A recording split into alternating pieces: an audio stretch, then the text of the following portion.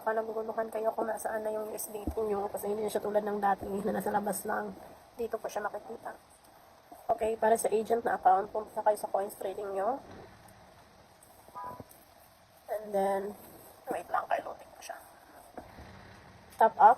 Ayan, top up. Next, ito yung pindutin nyo. Ito, USDT. Ito.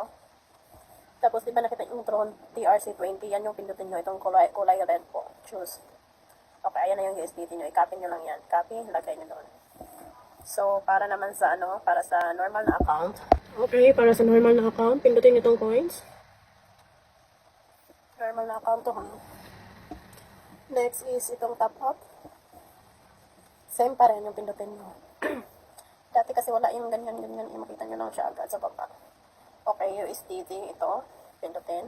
Ganun pa rin yung piliin nyo. Itong kulay red na Tron TRC20. So, ayan na yun. Ayan na yun. I-copy nyo lang yan. Yan yung USDT nyo. So, that's all. Thank you.